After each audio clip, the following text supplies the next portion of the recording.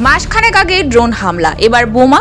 ইসরায়েলের প্রধানমন্ত্রী বেঞ্জামিন নেতানিয়াহুর বাড়ি লক্ষ্য করে আছড়ে পড়ল বোমা। তবে তা গিয়ে পড়ে বাড়ির বাগানে, যদিও নেতানিয়াহু বা তার পরিবারের কোনো সদস্যই বাড়িতে নেই। গত অক্টোবরের সকালে ব্যাপক বিস্ফোরণের শব্দ শোনা যায় সিজারিয়া এলাকায়। সেখানে ইসরায়েলের প্রধানমন্ত্রীর বাসভবন, জানা যায় তা বাড়ির খুব কাছেই ঘটেছে বিস্ফোরণ। তবে সেই সময়ও নেতানিয়াহু বাড়িতে ছিলেন না।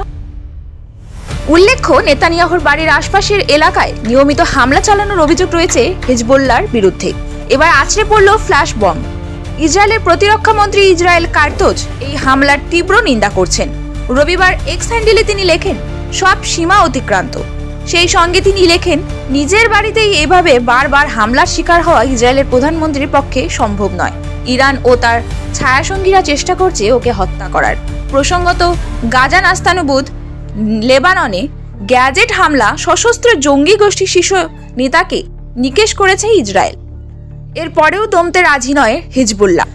কয়েকদিন আগে ইসরায়েলের মুহুর্মুহু ক্ষেপণাস্ত্র চালিয়েছে জঙ্গি সংগঠনটি। মোট 90টি রকেট আছড়ে পড়ে বেঞ্জামিন নেতানিয়াহুর দেশে। এই হামলার জেরে এক শিশুসহ 4 জন আহত হয়। সূত্রের খবর, আহত বহু, বেশ কিছু ইমারতে ক্ষতি হয়েছে। আগুন ধরে যায় অসংখ্য গাড়িতে। সব মিলিয়ে যুদ্ধের ধিকি ধিকি আগুন ফের লেলিহান হয়ে উঠতে শুরু করেছে।